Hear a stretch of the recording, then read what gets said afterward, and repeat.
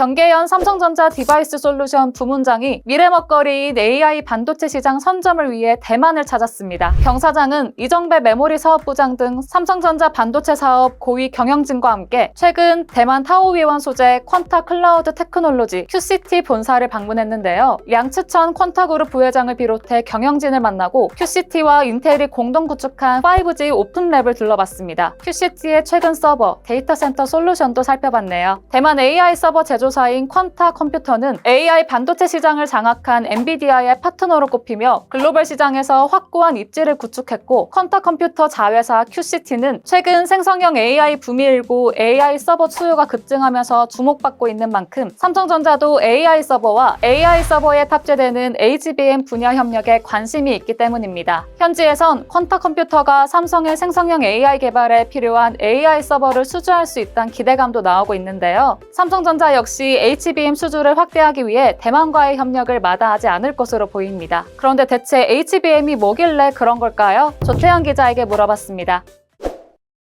사실 올해 들어서 국내 증시의 주인공이라면 지난해에 부진했던 반도체를 꼽을 수가 있겠습니다. 반도체 중에서도 뭐냐? 바로 고대역폭 메모리 HBM입니다. 다들 잘 아실 거라고 생각을 하는데요. 이거는 SK하이닉스의 홍보 자료를 보면서 설명을 드리려고 하는데요. 이 자료를 내려보면요, HBM이 어떻게 구현되는지 이쪽에 나오는데요. 메모리 반도체를 이렇게 착착착착착착 쌓아 올린 개념이다 라고 보시면 되겠습니다. 같은 공간에 이렇게 쌓아 올렸으니까 당연히 면적을 줄일 수가 있겠죠. 제한된 공간에서 강한 성능을 내야 될 때 이런 HBM을 쓰면 좋다는 뜻입니다. 또 이렇게 반도체를 쌓아 올렸고요. 배선도 거치질 않으니까 이론적으로 나오는 높은 대역폭을 그대로 구현할 수 있다는 점도 장점입니다. 쉽게 말하자면 쬐끔한 게 성능도 강력하다라고 볼 수가 있겠는데요. 단점도 분명히 존재합니다. 무엇이 단점이냐? 바로 가격을 들 수가 있겠죠. 추가 공정도 있는데요. 이 공정 자체가 쉽지가 않고요. 기존의 메모리 반도체보다 수율도 상대적으로 낮은 편이다 보니까 가격이 오를 수밖에 없습니다.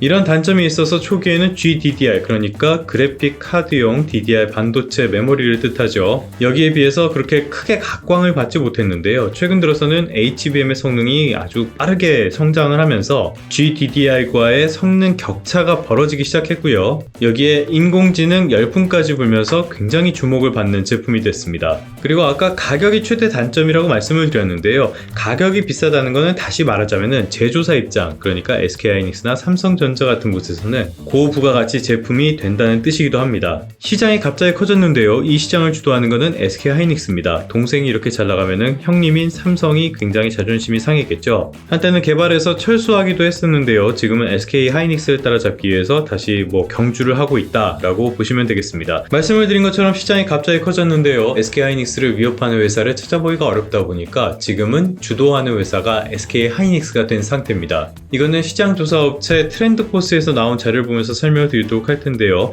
올해 HBM 쪽의 비트 그로스가 260%나 될 것으로 전망을 했습니다. 굉장히 빠르게 시장이 확대되고 있다는 뜻이기도 하고요. 엄청난 성장세를 보이고 있는데 최근에는 이 HBM 쪽의 공급 부족 이슈까지 나오고 있습니다. 굉장히 업황 자체가 유리한 시장인데 이런 시장에서 지금 SK하이닉스의 점유율이 이렇게 높은 상태예요. HBM3에서는 90%가 넘는다고 설명을 하고 있죠. 특히 AI 칩셋 쪽의 최대 강자라고 할 수 있는 엔비디아 쪽, 이쪽은 SK하이닉스가 사실상 독점으로 공급을 해왔습니다. 그래서 엔비디아가 삼성전자 쪽으로도 가능성을 열어두는 그런 언급을 하면서 삼성전자의 주가가 오른 것도 이런 측면이라고 볼 수가 있겠습니다. 당연히 삼성전자 입장에서는 빠르게 SK하이닉스를 캐치업해야 되는 그런 상태가 됐다고 할 수가 있겠죠. 이게 동생에게 뒤처졌다라는 자존심 문제도 있지만 그것보다는 빠르게 성장하는 시장에 빨리 진입을 하는 그런 것들이 중요하기 때문이라고 보시면 되겠습니다. 그런 측면에서 나오는 게 이번에 전해드린 이런 소식들입니다. 타이완에 있는 회사들은 대체로 반도체 그리고 PC 이런 쪽에서 굉장한 강자, 이런 회사들이 많이 있죠. 기본적으로 삼성전자의 라이벌들이라고 할 수 있는 회사인데요.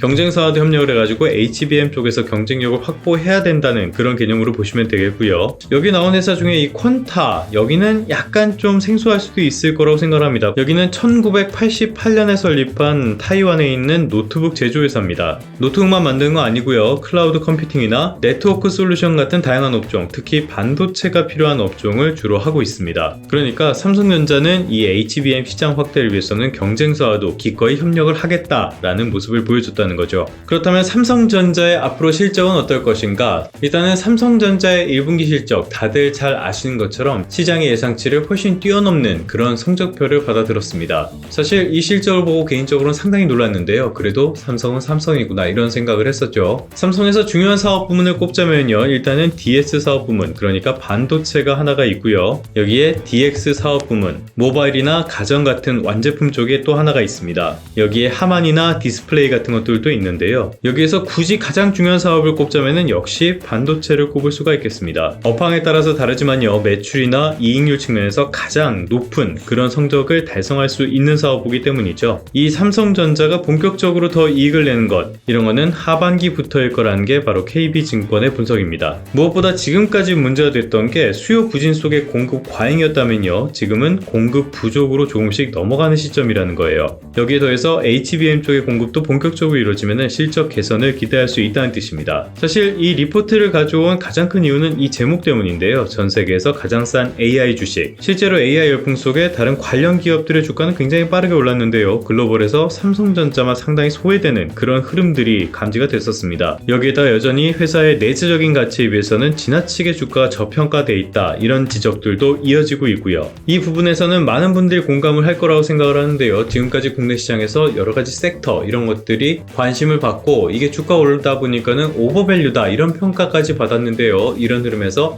삼성전자는 상대적으로 소외됐다는 점, 이 부분은 부정하기 어려운 사실이라고 봅니다. 사실 이 HBM이 없다고 하더라도 삼성전자 반도체의 실적은 상당 부분 과거 영광을 되찾을 수 있을 것으로 보입니다. 무엇보다 지금 업황이 좋은 상태고요. 반도체의 중요성은 갈수록 커지는데 업황도 유리하게 변하고 있기 때문이죠. 이런 상황 속에서 HBM은 일종의 활용 점정의 역할을 해줄 수 있을 것으로 보입니다. 실제로 지난해 4분기 삼성전자 D램 매출에서 HBM이 차지하는 비중은 한 9% 정도가 됐거든요. 그게 올해 4분기에는 거의 20%에 육박할 것으로 전망이 됩니다. 당연히 실적과 주가에도 지대한 영향을 미치게 될 텐데요. 삼성전자도 이런 것들을 위해서 경쟁사와 손을 잡는 것도 마다하지 않는 모습이죠. 이런 태도가 매출 그리고 실적에 어떤 영향을 미치게 될지 이런 것도 한번 지켜보도록 해보시죠.